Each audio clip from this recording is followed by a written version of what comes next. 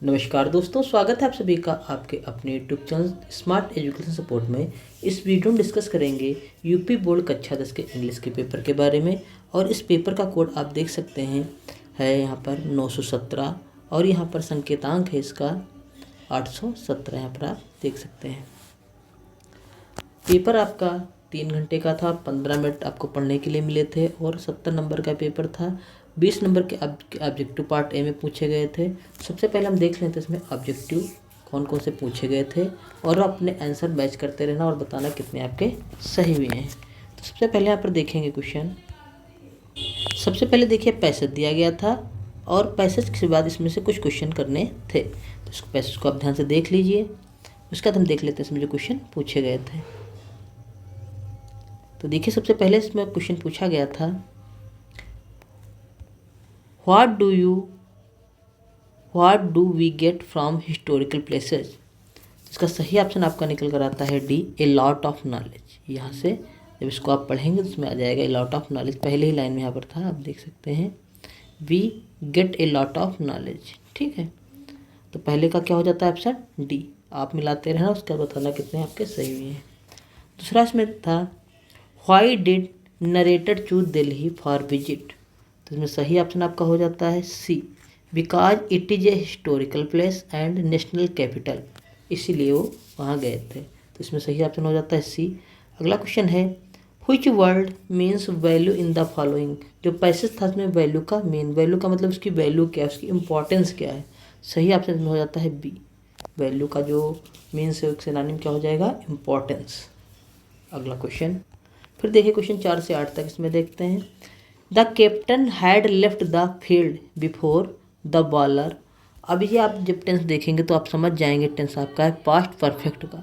जब दो वाक्य जोड़ते हैं पास्ट परफेक्ट में, जो पहले कार्य हो रहा होता है उसे बनाते हैं पास्ट परफेक्ट से, और जो कार्य बाद में हो रहा होता है उसे बनाते हैं पास्ट इंडेफिनिट से। तो ये देखिए जो कार्य हो रहा है ये पहले हो रहा है तो पास्ट परफेक्ट से, और दूसरा जो कार्य बना है होगा वो किससे होगा, पास्ट इंडेफिनिट से। इसीलिए बिफोर द बॉलर के बाद इसमें लग जाएगा केम। सही ऑप्शन इसमें आपका हो जाएगा ए, यानी कि केम। अगला question, the plane was flying a towering building. अब देखिए जब कोई चीज़ ऊपर से निकल रही होती है और बस नीचे हो, अपनी जगह पे स्थिर हो, ऊपर वाली बस गति कर रही हो, तो वहाँ पर लिख दिया जाता है ओवर। ठीक है, the plane was flying over a towering building. ठीक, 5 हो जाता है। अगला क्वेश्चन देखते हैं 6 नंबर। 6 नंबर देखिए इसमें सेंटेंस दिया गया था, उसको रीअरेंज करना था, सही कर बताना था कि सही होकर कैसे बनेगा। तो जब आप सही करेंगे तो सही होकर आपका बन जाएगा। सबसे पहले सब्जेक्ट लिखेंगे तो हो जाएगा C, verb C give me all the information C had. उसने मुझे सूचनाएं दी जो उसके पास थी। तो इसमें सही ऑप्शन आपका सी हो जाएगा। जब आप मैच कराएंगे तो ये बन जाएगा। अगला क्वेश्चन हम देखते हैं। हमें 4 मीनिंग दी गई, इसमें बताना था कौन सी मीनिंग गलत है। तो यहाँ पर देखेंगे प्रिजनर, ये बिल्कुल सही है, कैदी की होती है। फिर जगलर यहाँ पर देखिए गलत हो जाती है। जगलर में आखिरी में LER होता है, JUGGLER। तो यही इसमें गलत था और हमको गलत ही चूज करना था, इसलिए सही ऑप्शन इसमें हो जाता है बी। अगला क्वेश्चन देखते हैं। He wanted water as he was thirsty. वह बहुत प्यासा था इसलिए वह पानी चाहता था क्योंकि वह प्यासा था। इसमें आपको थ्रस्टी बताना है कि थ्रस्टी क्या है। यहाँ पर प्रोनाउन है, एडवर्ब है, कंजंक्शन है, एडजेक्टिव है। तो थ्रस्टी किसकी विशेषता बतला रहा है कि वह प्यासा था, ही के प्रोनाउन, और जो नॉन प्रोनाउन की विशेषता बतलाता है उसे क्या कहते हैं, एडजेक्टिव। तो सही ऑप्शन में आपका डी हो जाता है, एडजेक्टिव। अगला क्वेश्चन देखते हैं। अगला क्वेश्चन देखिए बेटा था, यहाँ पर आपका एक पैसेज दिया गया था और उस पैसेज से आपको यहाँ पर क्वेश्चन करने थे। ये पैसेज आपका दिया गया था, इस पैसेज के बाद उसमें आपको क्वेश्चन करने थे। तो सबसे पहले इसमें क्वेश्चन दिया गया है, who were calling the skegal shrilly. तो इसमें सही ऑप्शन आपका निकल कर आता है D, every one of his family member. Next question देखते हैं। Why did he scream with fight. तो इसमें सही ऑप्शन आपका निकल कर आता है C, because his legs sank into the sea. अगला क्वेश्चन देखते हैं। अगला क्वेश्चन देखिए आपके प्रोज की बुक के थे, जैसे लेंचो सोड नॉट द, उसके अधिक स्थान था surprise on seeing the money. तो जो सही ऑप्शन आपका निकल कर आता हो जाता है बी, स्लाइड टेस्ट। क्या हो जाएगा यहाँ पर, slide test. Lencho showed not the slightest surprise on seeing the money. अगला question, Midge and I remained in London for, इसमें सही ऑप्शन आपका हो जाता है ए नियरली। अगला क्वेश्चन देखते हैं, the conductor was a jolly sort, फिर फिलिंग द ब्लैंक है जॉकिंग, तो सही ऑप्शन इसमें आ जाएगा D. The conductor was a jolly sort found of joking. अगला क्वेश्चन देखते हैं। अगला क्वेश्चन देखिए बेटा, यहाँ पर आपकी पोएट्री से कुछ लाइनें दी गई थी, उससे आपको क्वेश्चन सही करने थे। तो सही ऑप्शन इसमें आप देख लेते हैं, 14 में क्या था, होम डिड सी ब्लिंक, तो इसमें सही ऑप्शन आपका निकल कर आता है सी, ग्रे माउस। अगला question, who was the little yellow dog, तो सही ऑप्शन में आपका था बी शार्प। अगला question, who carried the little dog to car, तो सही ऑप्शन में आपका हो जाता है सी, द चॉपलर। अगला है, who was having a small automatic pistol in hand, सही ऑप्शन में आ जाता है आपका फाउलर। अगला question, for what reason did Griffin come to Iping, तो सही ऑप्शन में आपका आता है सी, सॉलिट्यूड। अगला क्वेश्चन है, why did Madame Loisel suffer from the poverty of her apartment, तो इसमें सही ऑप्शन आपका हो जाता है बी। अगला question, do not humiliate me so take 2000 rupees who said this, तो ये कहा था रामलाल ने। तो इस प्रकार आपके ऑब्जेक्टिव जो क्वेश्चन पूछे गए थे कंप्लीट हो जाते हैं। आई होप आप लोग के सारे क्वेश्चन सही होंगे। आप हमें कमेंट कर बताइए कि आपके 10 में से 20 में से कितने आपके क्वेश्चन सही हुए हैं। आई होप आप लोग के क्वेश्चन 20 में से 20 सही हों। इसके अलावा देख लेते हैं पेपर में क्या पूछा गया था। तो यहाँ पर देखेंगे, इसके अलावा फिर आपका आ गया था पैसेज, एक पैसेज दिया गया था और उससे यहाँ पर क्वेश्चन आपको हल करने थे। तो इस पैसेज को आप ठीक से पढ़ेंगे, क्वेश्चन हल कर लेंगे। इसमें जो आपका मेन क्वेश्चन था बताने लिए था, इसमें आ गया था विच वर्ड मीन्स वेनोमस, वेनोमस माने होता है विषैला। तो जब इस पैसेज को पढ़ेंगे तो वेनोमस का इसमें दिया होगा, यहाँ पर देखिए ये दे दी गया है पॉइजनस, जहरीला, तो इसका सेम मिल जाता है यहाँ पर वर्ड। उसका देखिए क्वेश्चन आपको इसमें से निकालने थे, हर किसी ने निकाल लिए होंगे। उसका देखिए इसमें राइटिंग स्किल आया था, तो इसमें देख लीजिए क्या पूछा गया था। Suppose you are a Sunil, now write a letter to your elder brother telling him about your participation in debate organised by your college. आप मान लीजिए कि आप सुनील हैं और अपने बड़े भाई को एक पत्र लिखे, उनको बताइए कि आपने कॉलेज में डिबेट हो रही है उसमें आपने भाग लिया है। या दूसरा इसमें करना था आपको, suppose you are Sarthak, now write an application to the principal of your college requesting him to grant you free ship as your parents can not afford it. Suppose कीजिए कि आप सार्थक हैं और अपने प्रधानाचार्य को एक पत्र लिखिए, एप्लीकेशन प्रार्थना पत्र लिखिए और उनसे आप फीस माफ़ी के लिए कहिए कि आपके पिता जो माता पिता हैं वो आपकी फ़ीस जमा नहीं कर सकते, इसलिए आपको फीस माफ़ी चाहिए। इस पर आपको एक पत्र लिखना था। उसका देख लेंगे, यहाँ पर आपका एसे आ गया था, तो एसे देखेंगे यहाँ पर, इसमें 2 में से एक करना था। पहला था write a report in about 80 से 100 वर्ड में लिखना था। A visit to a fair on the basis of given, आप एक मेले में गए हैं, विजिट किया है और इन पॉइंट पर आप लिखना था। ऑकेशन, अवसर क्या था। टाइम एंड प्लेस, जगह और स्थान का नाम। शॉप्स एंड आर्टिकल्स, दुकानें और जो वहाँ पर देखा आपने। In creational activities, security arrangement, your impression, ये सब जो आपने वहाँ पर देखा उसकी कुछ हेडिंग दी थी, इसको डालकर इसके अंदर आपको लिखना था। उसके बाद दूसरे में अगर बात की जाए तो दिया गया था public park, scenes in a public park, public park में आप गए उस पर लिखना था। Its name and situation, scene there, its advantage, its disadvantage, your opinion, इसके बारे में क्या है। तो इसमें से दोनों में से एक को आपको लिखना था। उसके बाद ग्रामर पोर्शन में आ जाए तो यहाँ पर देखेंगे आपका सबसे पहले पूछा गया था डायरेक्ट इनडायरेक्ट। तो डायरेक्ट इनडायरेक्ट बहुत ही ईजी आया था। देखिए, Ramesh said to me why did you stop here, interrogative का है तो ये क्या बन जाएगा, बहुत ही ईजी था, बन जाएगा रमेश आस्क्ड मी,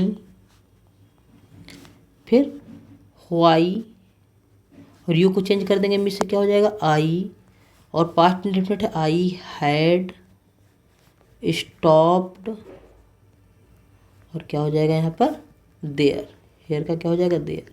ये डायरेक्ट इनडायरेक्ट बनेगा। आई होप सभी लोगों ने बना लिया होगा। उसके बाद देखते हैं जो हमारा पूछा गया था एक्टिव पैसिव। यहाँ पर देखेंगे दूसरा क्वेश्चन पूछा गया था change into passive voice. They taught at me, they laughed at me, तो क्या हो जाएगा आई, ये बन जाएगा I was laughed by them. ये आपका पैसिव वॉइस बन जाएगा। उसके बाद आ गया था पंचुएट करने के लिए। पंचुएट करने वाला भी क्वेश्चन बहुत आसान था। देखिए सबसे पहले डू बड़ा बन जाएगा, डू यू नो, कोलकाता का के बड़ा बन जाएगा, the capital of, capital city of, अब वेस्ट का डब्लू बड़ा बन जाएगा और बंगाल का बी बड़ा बन जाएगा और लास्ट में इसमें लगा देंगे क्वेश्चन मार्क, ये बनेगा। ठीक है, आई होप सभी लोगों ने यही किया। उसके बाद स्टोरी आ गई है, देख लेते हैं। स्टोरी भी बहुत आसान आई थी। स्टोरी में देख लेते हैं। पहला था हमारे देश में बहुत सी भाषाएं बोली जाती हैं। इसका क्या बन जाएगा our country has many languages. ठीक, पहला ये बन जाएगा। फिर क्या था एक राज्य की भाषा दूसरे राज्य की भाषा से भिन्न है, तो बन जाएगा ये the language of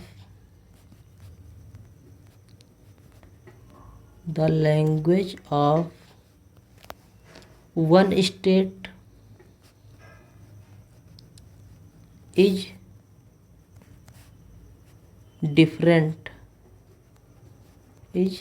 different from the language of other states.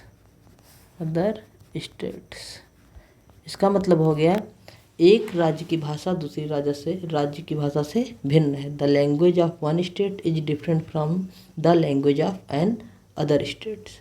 ठीक है, यहाँ पर एन अदर हो जाएगा, एन अदर स्टेट्स। अगला क्या था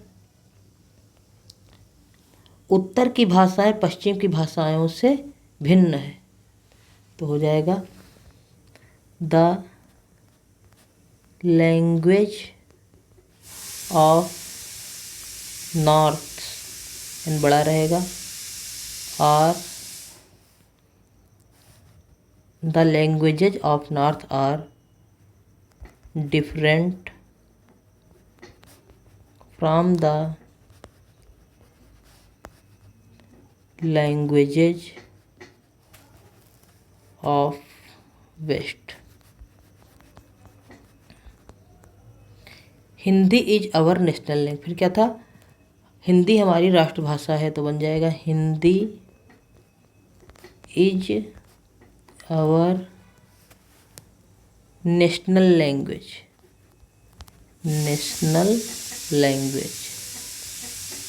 ये बन जाएगा Hindi is our national language. अगला देखते हैं। अगला था परंतु फिर भी हमारे देश का प्रत्येक भाग अंग्रेजी में, परंतु फिर भी हमारे देश के प्रत्येक भाग में अंग्रेजी बोली जाती है, तो लिखेंगे but English is still spoken in every part of our country. इसका मतलब क्या हुआ बट लेकिन English is still spoken in every part of our country, लेकिन इंग्लिश फिर भी हमारे देश के प्रत्येक हिस्से में या भाग में बोली जाती है। तो ये हमारा हो गया आपका क्वेश्चन ट्रांसलेशन वाला। सभी लोग मिला लीजिए, यही होगा। अगला क्वेश्चन देखते हैं। अगला क्वेश्चन यहाँ पर देखेंगे आपका प्रोज से आया था, इसमें 60 क्वेश्चन करने थे। What are the twin obligation that every man has told by Mandela. दूसरा है who offer to help the author Anne Frank and what for. इसमें से आपको एक क्वेश्चन करना था। फिर है from where does the river Kaveri obtain and its water, why do you wise not given and by Buddha is chapter the sermon at Banaras. तो दोनों में से एक करना था, ठीक है, इसमें से एक और इसमें से एक। लॉन्ग क्वेश्चन देखते हैं। यहाँ पर देखिए क्वेश्चन लॉन्ग जो आया था उसमें से एक करना था सिर्फ। How did the hell stone effect Lencho's field, या तो ये कीजिए, या तो था why does Kisa Gotami feel disappointed after going door to door. अगला क्वेश्चन है where are the trees in the poem trees, ठीक है, या तो ये कीजिए या तो क्या करना था right 4 line of the poem, या तो अपने पोएम की 4 लाइनें लिखी जिस कविता इस पेपर में ना पूछी गई हैं। फिर सेंट्रल आइडिया लिखने के लिए आया था, 3 सेंट्रल आइडिया था, इसमें से एक आपको करना था Amanda fire and ice for Anne Gregory. अगला क्वेश्चन, अगला देखिए आपका जो दूसरी बुक थी उससे पूछा गया था, यहाँ पर देख सकते हैं answer any of the following, 30 से 40 वर्ड में लिखना था। Why did the thief Hari Singh have no friends. दूसरा था Richard was not interested in winning the winning sex और winning to get a prize, who give the statement in the favour. दोनों में question करने थे यहाँ पर। फिर था यहाँ पर देख लेते हैं लॉन्ग आंसर जो आपका पूछा गया था।